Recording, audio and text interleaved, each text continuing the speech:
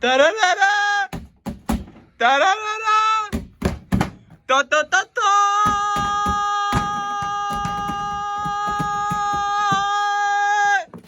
Soldiers, I am Captain Edward Fazer, and we must go over God's attributes if we want to win this war.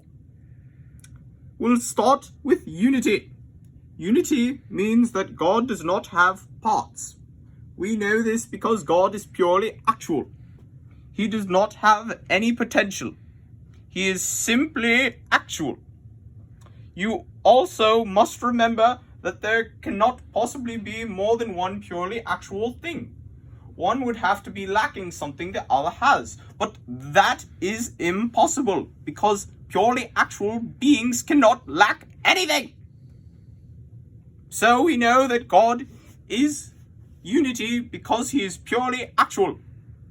Second, let us go over God's omniscience.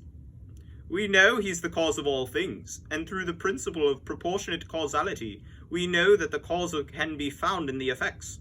So, soldiers, we can know that all things and their attributes are sustained by God, and can be found in him. They don't exist in the same way as God, but they exist in his mind, or his intellect. This means we know all things that might exist and can be found in God's intellect, and exist in the divine intellect. And if everything is within the range of God's intellect, then he is in fact omniscient. Lastly, if we want to win this war, we need to understand God's omnipotence. If having power entails being able to actualize potential, then God is omnipotent because he is the one responsible for actualizing everything's potential, either directly or indirectly. I am Dionysius, my Padawan, my child, my cheese cube. If we are to win this war, we must learn the attributes of God himself. And then we must use them to crush our enemies. Let's start with unity. God's unity is on account of his simplicity and partlessness. We are not able to fully understand God's unity, and yet his unity is the source of all unity. This is my fancy way of saying that he is beyond unity, just as he's beyond goodness and being.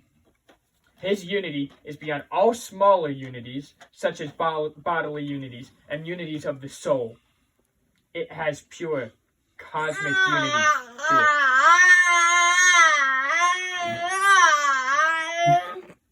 That is very nice.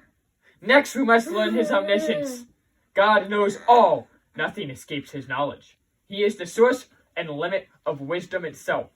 God, being the cause of all, anticipates all in himself. In the same fashion, we must anticipate everything that the Phaserians will do. God anticipates all things and has maintained all beings in unity, even those corn-swallowing Phaserians. All things can be found in God.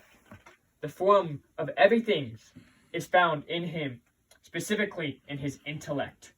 God knows everything because all things are found in him.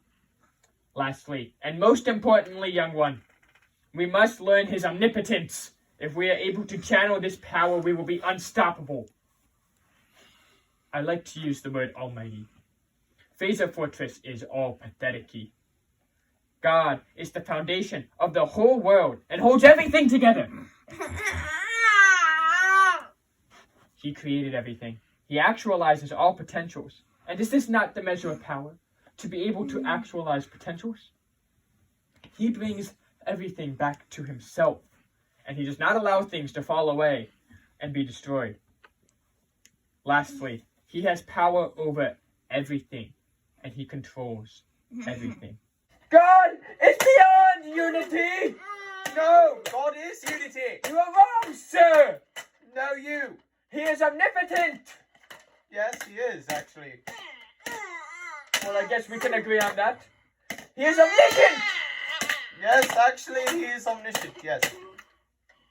Maybe we are not so different after all. Perhaps, yes.